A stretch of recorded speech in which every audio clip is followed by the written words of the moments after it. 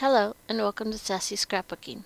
Join me while I take you through my step-by-step process in creating this wonderful Firefly card. I would like to send a shout out to Joan, who asked me to create a card using the Firefly card image from the Summer Love cartridge. Let's get started by inserting the Firefly card image. In addition to the Firefly card image, I also inserted a label design. First, let's take the Firefly card and enlarge it. I am going to adjust the size of the grouped images using the Firefly card base image as my gauge. I want the card base to have a height of at least 7 inches, so I'm setting the grouped width to 22 inches by 9.71 inches in height. With the size of the card set, now I want to ungroup all the images. Next, I want to select and duplicate the Firefly cutout. To obtain a duplicate image of the Firefly cutout without the cutouts, I am duplicating the Firefly cutout image and choosing the contour option in the layers box. In order to obtain a solid jar image, I want to click on each of the cutouts, and once they have all been selected, then I need to take my cursor and click on the space just outside of my jar image, and all my cutouts will now be filled in. I am going to duplicate the jar image one more time and group all the jar images together and set them aside for the moment. Now to work on the envelope for the card. First, I notice that the envelope pieces cannot be ungrouped. Let's select the Go option to see what it looks like in the Map Preview screen. Right away, I received a notification that the design is too large for a 12 by 12 mat and that a 12 by 24 mat would be required to cut the envelope design out. Since I don't have a 12 by 24 mat, I need to figure out how to separate the two pieces for the envelope. To do this, I want to move the score line away from the envelope piece on the right side and set it aside for the moment. Next, I'm going to insert a square. Any square will do, since we're just going to borrow it for a short period of time. Taking the square, I need to place it over the envelope piece on the right side and adjusting the size of the square so that it covers the entire piece of the envelope. Selecting both the square and the envelope pieces, I am going to choose the slice option in the layers box. This will allow the two envelope pieces to be separated. I want to change the color of the envelope piece on the left so that the score lines are easier to see. Next, I want to select the envelope piece on the left and all of its score lines and group them all together before using the Attach option.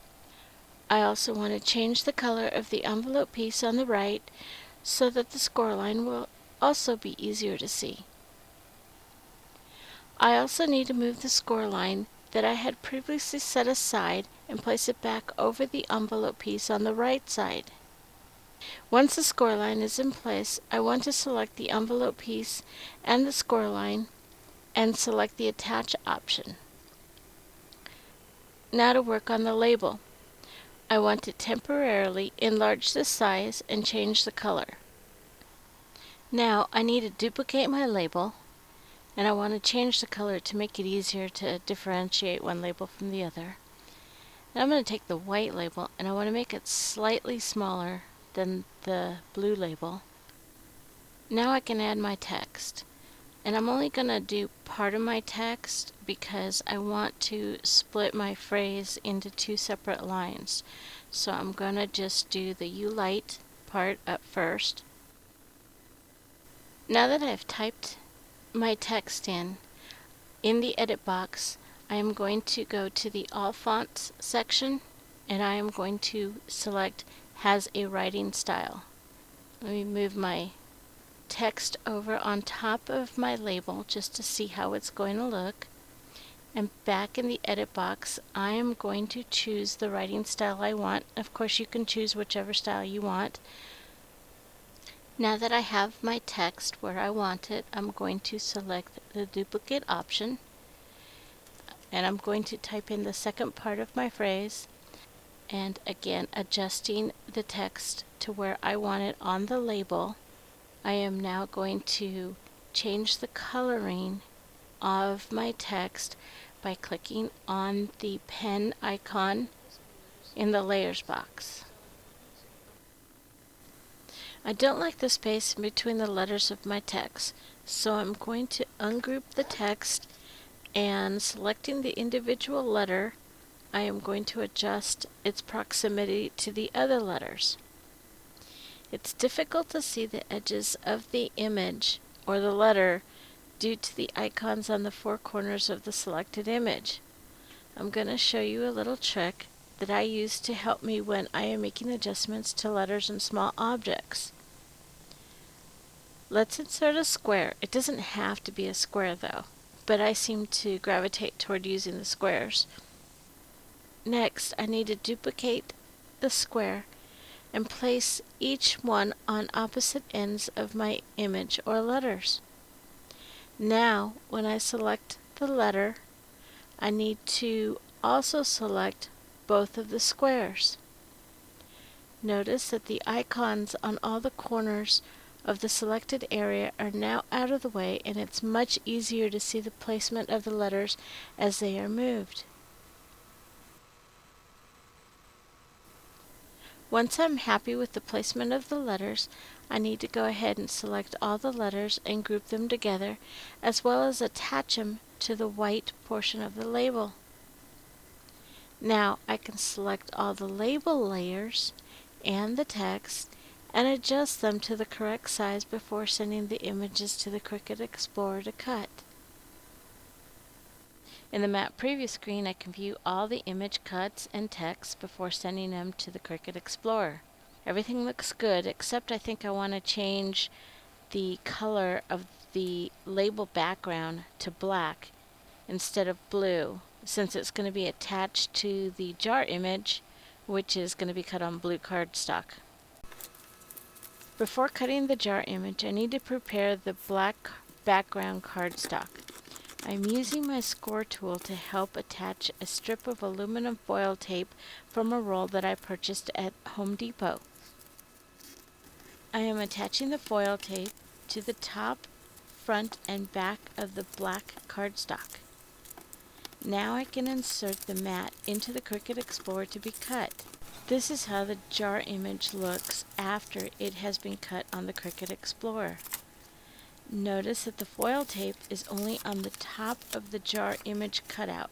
Now I can use a paper crimper on the foil end of the black cardstock to make the top of the jar appear to have screw threads that you would expect to see on a glass mason jar. I want to give the Firefly cutout a glittering appearance. To do this, I'm going to place some score tape on the back of the blue cardstock and sandwich a piece of gold cardstock between the blue Firefly cutout and the black background.